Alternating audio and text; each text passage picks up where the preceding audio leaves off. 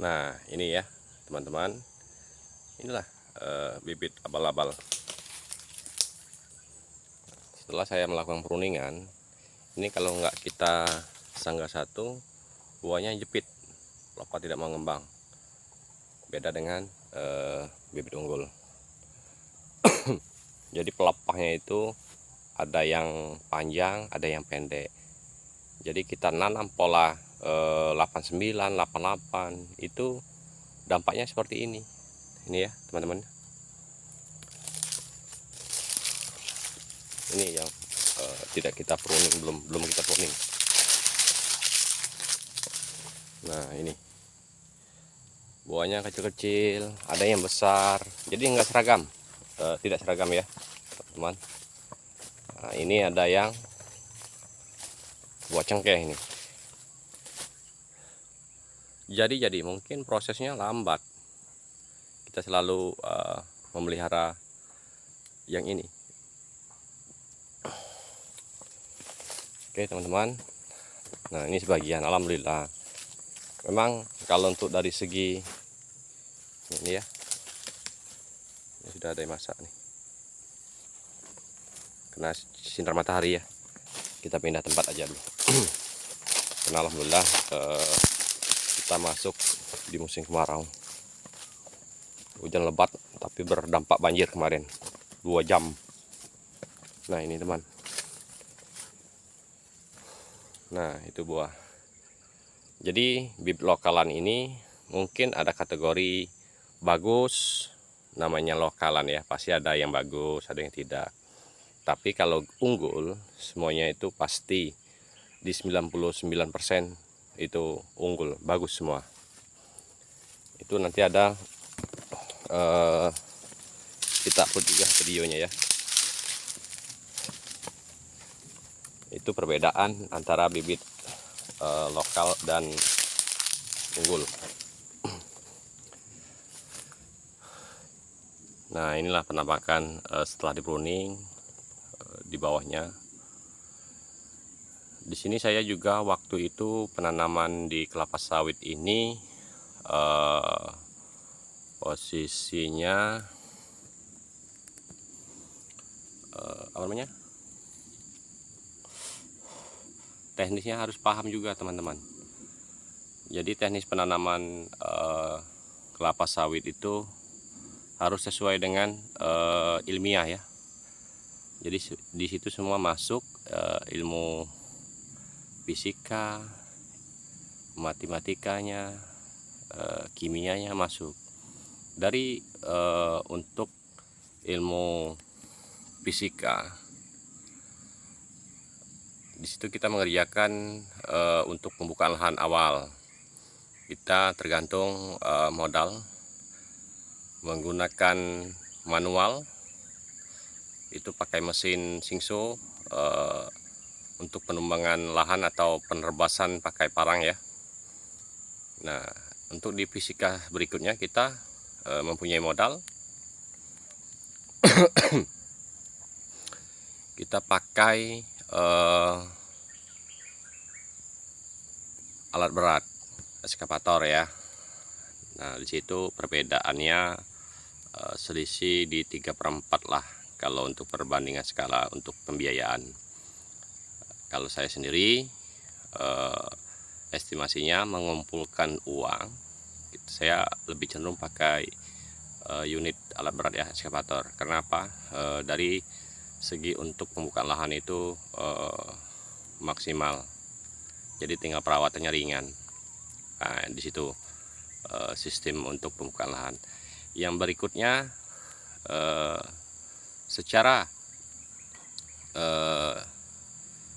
ilmiah atau biologi kimianya, kita harus sistem jarak ataupun sistem untuk arah untuk menanam. Nah, ini kan saya penanamannya nih timur barat. Jadi seharusnya itu selatan utara atau utara selatan, dimana matahari itu terbit dari timur dan terbenam itu di barat. Di pagi hari sinar matahari itu masuk full ke pokok sawit yang kita tanam dan kedepannya kita panen. Itu perkembangbiakan fotosintesisnya normal. Karena sawit ini saya perhatikan untuk fotosintesis itu sangat penting. Kenapa? Makanan tumbuhan ini, sejenis kelapa sawit ini sangat mempengaruhi di sinar matahari. Nah, di situ kita wajib teman-teman ataupun yang ingin membuka lahan perkebunan kelapa sawit, lihatlah dari mana arah terbitnya matahari. Nah, terbit matahari itu mempengaruhi kontribusi nantinya untuk perkembangan pertumbuhan kelapa sawit kita itu menjadi normal. Ini salah ya sistemnya. Ini saya pola tanam ini kurang lebih di 1,5 hektar. Alhamdulillah sedikit teman-teman. Waktu itu dampak kemarau panjang, jadi saya stop pembelian bibit dan penundaan untuk pembukaan lahan karena pelarangan untuk dibakar. Setelah selang beberapa bulan kemarau telah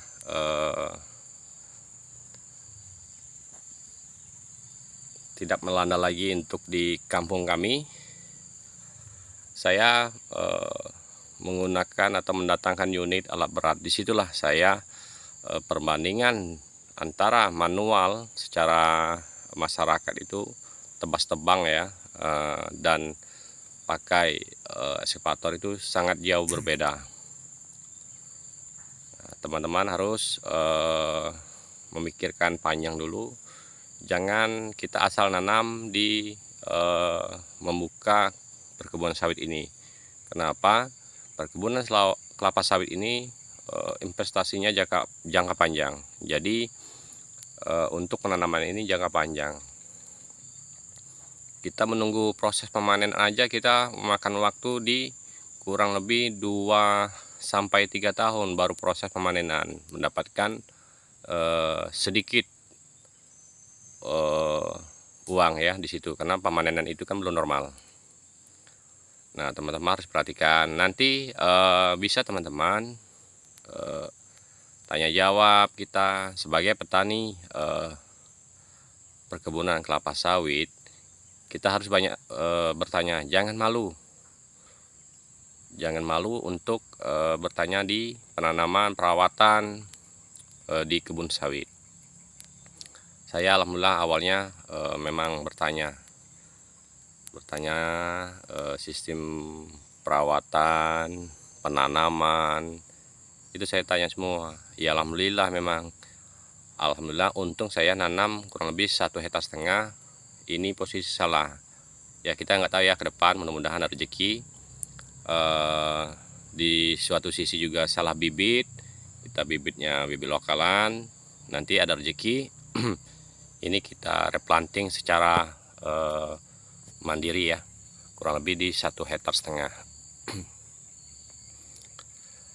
Secara hitung-hitungan teman-teman harus paham ya, untuk di perkebunan kelapa sawit jangan sampai kita menanam nanti penyesalannya di kemudian hari. Sangat lama sekali ini untuk proses penanaman kelapa sawit. Jangan sampai kita salah teknis perawatan dan dari segi pemanenan juga. Nah, kita lanjut aja ya. Di sini saya melakukan pruningan. Di sini saya bikin sangga 1. Seharusnya ini sangga 2 masih. Karena berhubungan pola tanam saya salah, ditambah lagi dengan jarak kerapatannya standar. Cuman itu tadi karena bibit lokalan, panjang pendeknya pelepah itu tidak beraturan. Jadi saya harus pakai sangga 1 minimal untuk menaikkan pertumbuhan buah ini supaya jangan mengecil. Kenapa mengecil ini dampaknya karena pelepah itu terlalu rapat. Oke, nah ini ya.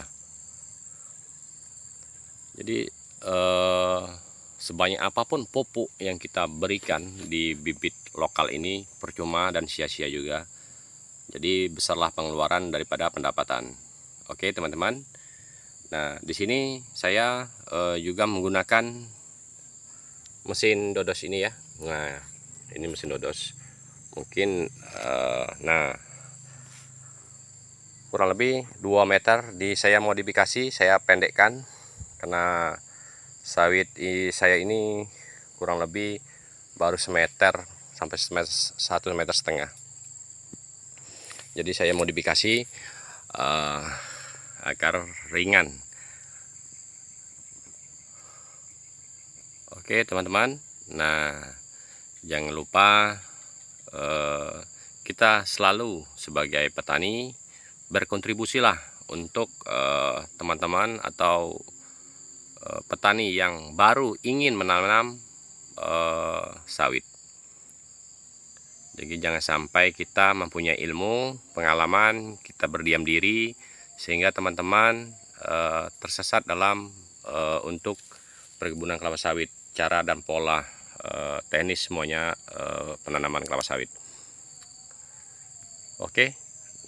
Teman-teman, mungkin di situ yang bisa saya memberi gambaran arahan untuk perkebunan kelapa sawit. Poinnya, pilihlah bibit unggul terutama dulu, sistem penanamannya jangan lupa, dan nantinya apabila bibit sistem penanaman perawatannya itu juga simple.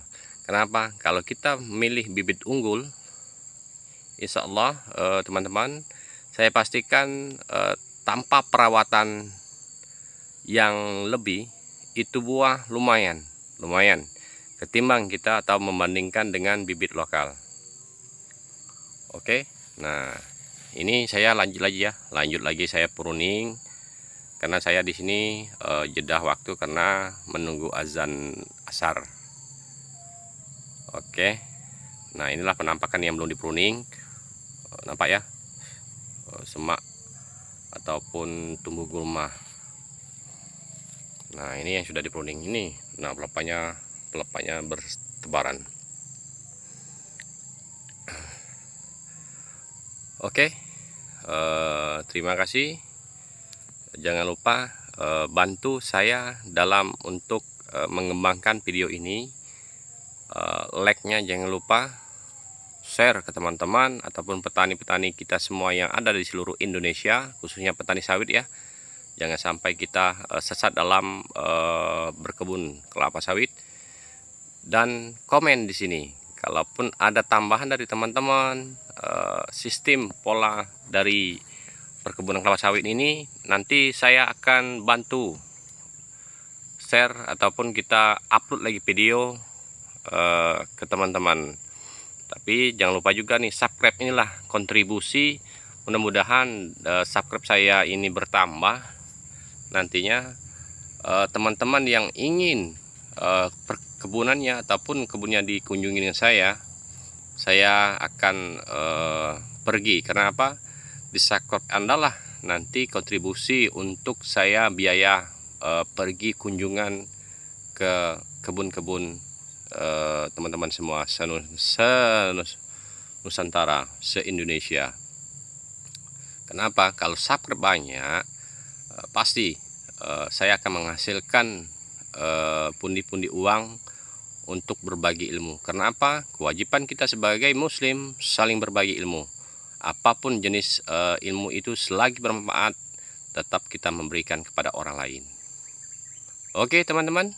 Nah, singkat cerita, karena inilah saya sebagai anak kebun memberikan kontribusi yang terbaik bagi teman-teman yang ingin melakukan penanam kelapa sawit. Jangan lupa saling bertanya, saling motivasi demi membantu kehidupan ekonomi masyarakat petani mandiri. Oke, di sini juga saya mengajukan ataupun memberi, kalaupun teman-teman ingin menanam semangka sebelum kebun sawit ini tinggi, kita akan melakukan tumpang sari. Nah, jadi perawatnya itu sangat mantap perkembangan sawit ketika kita menanam tumpang sari seperti semangka. Oke, demikian teman-teman, dan saya akhiri. Selamat sore. Wassalamualaikum warahmatullahi wabarakatuh.